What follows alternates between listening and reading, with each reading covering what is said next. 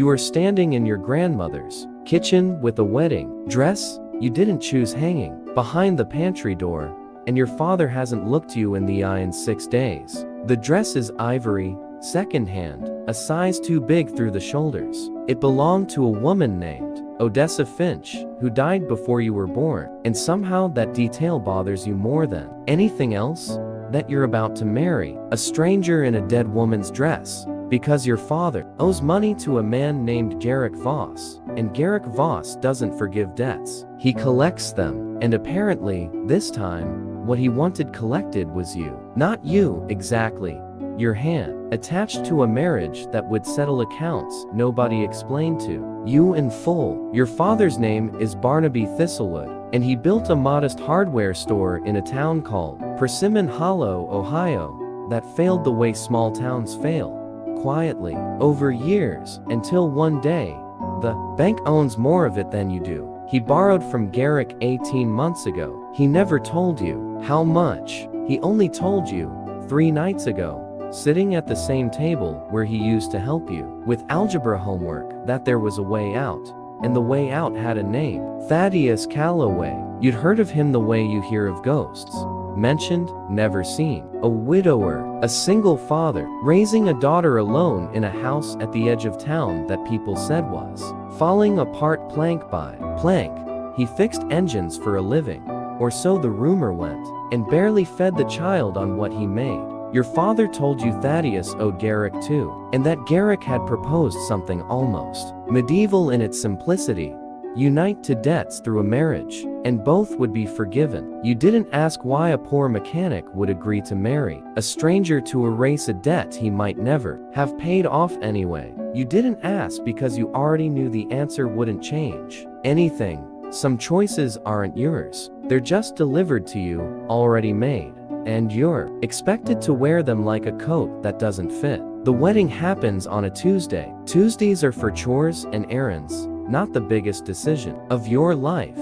But Garrick picked the date, and Garrick's preferences apparently outrank the calendar. You remember 3 things clearly from that morning: the smell of your grandmother's rosewater, perfume dabbed too heavy on your wrists because your hands were shaking too much to measure it properly, the sound of gravel under tires as a truck, not fancy, dented on the passenger door, pulled up outside, the small chapel that Persimmon Hollow uses for everything from weddings to funerals, and the first time you saw him. Thaddeus Calloway is taller than you expected, with the kind of quiet, deliberate movements men have when they've spent years being careful not to take up too much space in a world that already decided what he was worth.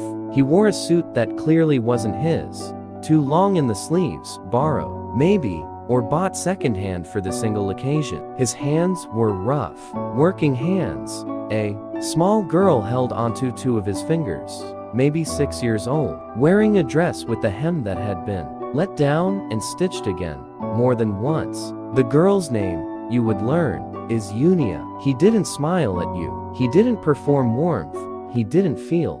And somehow that honesty was the only comfort you had that day. That at least he wasn't pretending this was anything other than what it was. The ceremony took 11 minutes, you know, because you counted the ticking of the wall clock behind the minister's shoulder, because looking at that clock was easier than looking at the man you were promising your life to. When it ended, nobody clapped. Garrick Voss stood in the back row in a coat to clean for a town like this, watching the whole thing with the satisfaction of a man closing a business deal, which, in truth, is exactly what he was doing. You went home with Thaddeus that night. Home turned out to be a farmhouse 2 miles past the edge of town, the kind of place with a porch that sags on one side, and a barn behind it. That's more hole than roof. Unia fell asleep in the truck before you arrived, her small body curled sideways, thumb near her mouth, though she was clearly trying to break the habit. Thaddeus carried her inside, without a word, laid her down in a room with a single bed, and a quilt that had been mended so many times it looked like a map of somewhere imaginary. Then he came back to the kitchen, where you were still standing in Odessa Finch's wedding dress, not knowing where to put your hands. And he said the only real sentence he'd spoken to you all day. You don't have to be afraid of me. I know this isn't what either of us wanted, but I'll never raise my voice in this house, and I'll never lay a hand on you. That's the only promise I've got worth making. Right now, you didn't sleep that night. You sat on the edge of a bed in a room that wasn't yours, in a house that wasn't yours, married to a man who was, by every visible measure, poorer than your own struggling family, and you wondered what kind of God allows a person's whole life to pivot on somebody else's unpaid debt. Somewhere around 3 in the morning, you heard him, not sleeping either, apparently, the soft creak of the workshop office door, then footsteps in the hallway, then silence outside Unia's room. You crept to your own door and looked through the gap. He was standing in the doorway of his daughter's room, just watching her sleep, one hand braced against the frame like he needed it to hold himself up. He stayed there a long time, long enough that you finally understood, without a single word exchanged, that whatever bitterness had built this marriage, this man's love for that child was not manufactured for anyone's benefit. It was real, and it was the only thing in that house that felt solid to you. That first night, the following morning, you woke to the smell of coffee and the sound of Unia's laughter drifting up through the floorboards. You came downstairs half expecting silence, awkwardness, the kind of morning after tension you'd braced yourself for. Instead, you found Thaddeus at the stove, flipping something that might generously be called pancakes, with Unia perched on a stool reciting the alphabet backward, for reasons only 6-year-olds understand. He glanced at you, nodded once, not warm, but not cold either, and set a plate down at the empty seat at the table. Didn't know what you liked, he said. Figured pancakes were safe enough.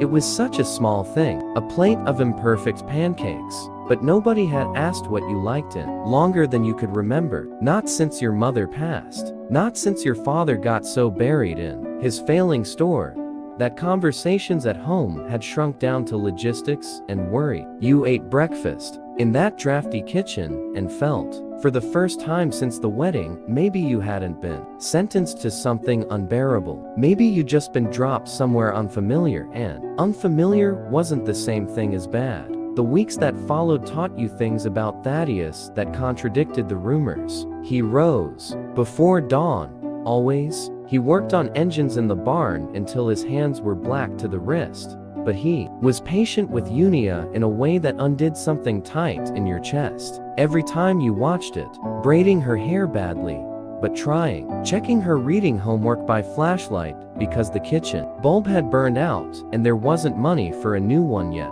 He never once asked anything of you beyond civility. He cooked simple meals, beans, cornbread, the kind of food that stretches, and always served you first. He slept on a cot in the room that used to be his workshop office, leaving you the bed. And when you protested, he said, simply, "This is your house too.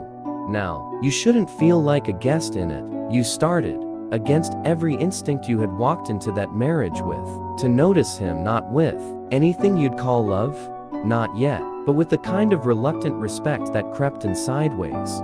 He was gentle in a house that had every reason to make him hard. Unia was the one who broke you open first. She started calling you Miss Wren before you asked her not to bother with formalities, and then just Wren, and then, one evening in October while you were helping her sound out words in a library book about horses, she looked up at you and said, "I'm glad Daddy married you. The house doesn't feel so quiet anymore." You cried in the barn that night so Thaddeus wouldn't hear you. There were harder days too, of course, because no marriage, real or arranged, exists without friction. There was the afternoon the truck's transmission finally gave out for good, and Thaddeus stood in the yard staring at the engine with an expression so tired and defeated, you almost went to him before catching yourself. Still unsure what comfort you were even allowed to offer a man you'd known for 6 weeks. There was the night Unia spiked a fever of 103,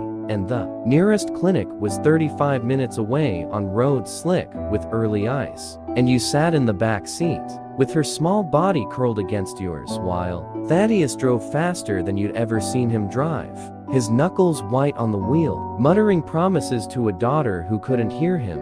You held Unia's hand the entire way and prayed to a God you weren't sure you still believed in. And when the fever finally broke past midnight in a fluorescent-lit exam room, Thaddeus sat down hard in the plastic chair beside you and put his head in his hands. And you realized, watching him, that you'd stopped thinking of this as someone else's family. Somewhere in those 35 frantic minutes, it had quietly become yours too. There was also the matter of your father. Barnaby visited twice that autumn, each time smaller and more apologetic than the last. Unable to look at the farmhouse's sagging porch without flinching. Unable to look at you without seeing the price he'd made you pay for his failures. You told him, both times, that you were fine. You weren't lying exactly, but you weren't telling the whole truth either, because the whole truth was tangled and complicated, and you didn't have language for it yet.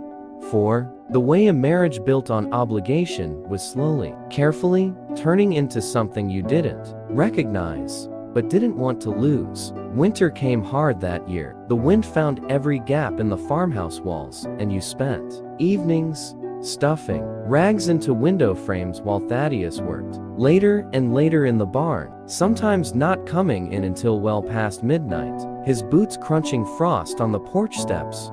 You assumed he was simply trying to finish enough engine repairs to get through the cold months. You didn't ask questions. Poor men working themselves raw in winter wasn't a mystery in Persimmon Hollow. It was the whole town's shared condition. Then, on a night in late January, everything cracked open. You woke to the sound of a car in the driveway that wasn't Thaddeus's truck. Smoother, quieter, expensive? In a way, nothing in your life had been expensive. You went to the window and saw two men in dark coats standing beside a black sedan, and Thaddeus walking out to meet them with none of the careful, small-town shuffle you'd grown used to. He walked toward them like a man who owned the ground beneath his boots. You couldn't hear the words, but you saw one of the men hand him a folder, thick, bound in leather, and you saw Thaddeus nod once, sharply, like a man closing a meeting, not accepting charity. You told yourself it was nothing, a repossession notice, a debt collector like the ones your own father knew too well. You went back to bed and didn't mention it in the morning, and Thaddeus didn't either, and life resumed its careful, threadbare rhythm. It was Unia, 3 weeks later, who handed you the first real thread to pull. She was drawing at the kitchen table with a box of crayons that were mostly nubs, and she slid a picture toward you, a tall building with dozens of little square windows and stick figures standing in front of it. "That's Daddy's other job," she said, matter of fact.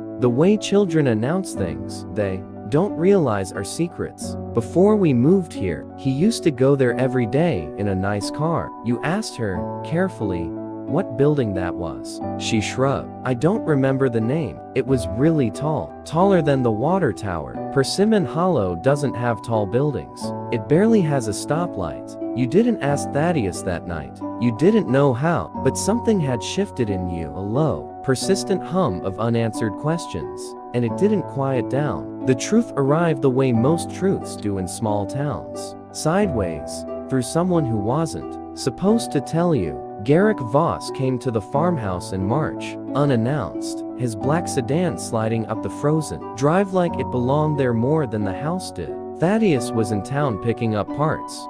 You answered the door yourself, and Garrick looked at you with an expression you couldn't place, somewhere between amusement and pity. "You still don't know, do you?" he said. Not a question. You told him you didn't know what he meant. He laughed, short and humorless, and said the words that took the floor out from under you. "Thaddeus Calloway doesn't owe me a dime. Never did.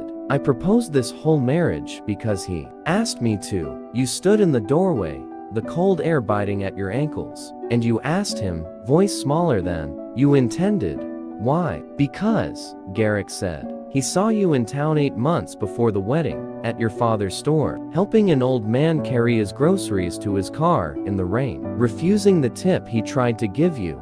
He asked around about you, found out your father was drowning in debt to me, And instead of just paying it off and handing you a fortune like some fairy tale, he asked me to arrange things so you'd never know. So you'd come to this marriage and to him without a single reason to love him, except who he actually is. You asked, because you had to, who he actually is. Garrick's smile was almost gentle. Then, Thaddeus Calloway sold an engineering patent 9 years ago for more money than this entire county sees in a decade. He owns half the commercial buildings in 3 cities under a name that isn't his own. He could buy Persimmon Hollow outright and never notice the dent in his accounts. He chose this house, this life, because his late wife grew up in a place just like it, and after she died, all his money felt like a joke with no punchline. He wanted to matter to somebody who had no idea what he was worth. You didn't cry in front of Garrick. You waited until his car disappeared down the frozen road.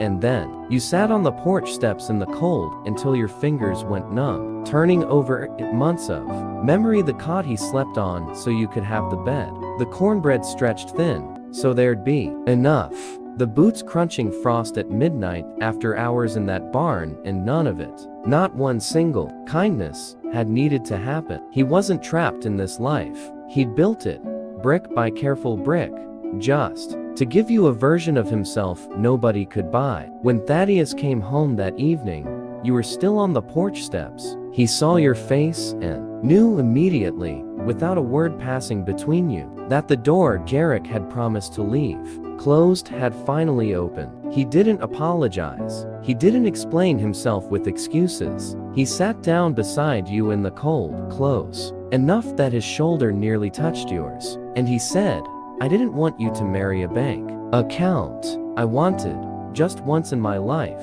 for somebody to choose to stay because of who I actually am. When nobody's watching, I know that's not fair to you. I know I took a decision away from you that should have been yours. If you want to leave, I'll sign whatever papers make that easiest, and Unia, and I will understand." You looked at him for a long time before you answered. You thought about Odessa Finch's wedding dress, about a debt that was never real, about a father who thought he'd sold your future and had, without knowing it, handed you the truest thing you'd ever been given. "I'm not leaving," you said, "but you're going to start telling me the truth. All of it, starting now." He told you everything that night. The patent, the company he still quietly controlled from a distance, the fortune sitting untouched in accounts he hadn't opened in years because none of it had ever fixed, the hole his wife's death left in him. He told you he'd watched you for months before the wedding, not as a stranger stalking a stranger, but the way a man watches someone and starts, quietly, hopelessly, to hope. Spring came, and with it came changes nobody in Persimmon Hollow saw fully coming, not overnight, not with the gaudy trumpet blast of sudden wealth revealed. Thaddeus wasn't built that way, and neither, you realized, were you. But the roof got fixed, the barn got rebuilt, not replaced with something showy, but restored, sturdy, the way it should have looked all along. Unia got a proper winter coat that wasn't handed down 3 times over. Your father's debt, the one that started this whole impossible chain of events, was quietly settled, though Thaddeus never once mentioned it, and you only found out from your father's own trembling voice on the phone, disbelieving, asking who could have possibly done such a thing. You knew. You didn't tell him. Some kindnesses aren't meant to be traced back to their source. A year after that Tuesday wedding in a dead woman's dress, you stood again in that same small chapel, not for a ceremony this time, but for Unia's school recital, held there because the school gymnasium had flooded. You watched her sing off key and beaming, watched Thaddeus mouth every word along with her from the front row, his rough hand resting over yours on the pew between you, and you understood something you hadn't been able to name a year earlier. You hadn't married a poor man's debt. You hadn't even married a secretly wealthy man's fortune. You'd married the version of a person that only reveals itself when every easy shortcut to being loved has been deliberately removed, the plain, unpolished truth of somebody who chose, over and over, in cold barns and stretched meals and mended quilts, to be good to you before he ever had to be anything else. Your father wept the day he finally learned a version of the truth. Not all of it, Thaddeus insisted on keeping some things private even then, but enough. Barnaby stood in the farmhouse kitchen, the same kitchen where you'd once eaten pancakes from a man you barely knew, and he asked you to forgive him for the debt, for the arrangement, for handing your future to a stranger without asking whether you could live with it. You told him there was nothing left to forgive, because somewhere between a dead woman's borrowed dress and a recital in a flooded-out chapel, the thing he'd broken had mended itself into something stronger than it ever would have been without the break. Unia turned 7 that spring, and you threw her a birthday party in the newly rebuilt barn. String lights hung from beams that used to sag with rot. Half the town crowded in on hay bales eating cake off paper plates. She insisted on calling you Mama by then, quietly, almost shyly, the first time, watching your face to see if it was allowed. You picked her up and spun her around until she shrieked with laughter, and over her shoulder you caught Thaddeus watching the two of you with an expression that had nothing careful or guarded left in it at all. Just plain, unguarded love, the kind he'd spent a whole year making sure you'd never doubt was real. Garrick Voss still comes around sometimes, mostly for coffee now instead of debts. He likes to remind you, with that same half-smile, that he was the one who first told you the truth. Thaddeus lets him have that, he says. Some men need one good deed to point back to, even men who spend most of their lives collecting other people's misfortune. As for you, you kept Odessa Finch's dress. It hangs in the closet still, mended at the shoulders, now fitted properly to your frame, not because you need the reminder of how the marriage began, but because you like remembering that even a beginning, built on a lie your father believed, and a debt that never existed, could still somehow, against every reasonable expectation, become the truest thing that ever happened to you. You used to think love had to make sense to be real. Now, you know better. Sometimes the realest love is the kind that starts in a stranger's borrowed suit, in a chapel where nobody claps, built quietly, patiently, on nothing but the hope that someone will stay, not for what you have, but simply for who you turn out to be when everything else is stripped away. That is the power of real love. It does not need money to prove itself. If this story touched you, drop a comment and tell me what part moved you the most. And if you love stories like this, hit subscribe. There is so much heart waiting for you here.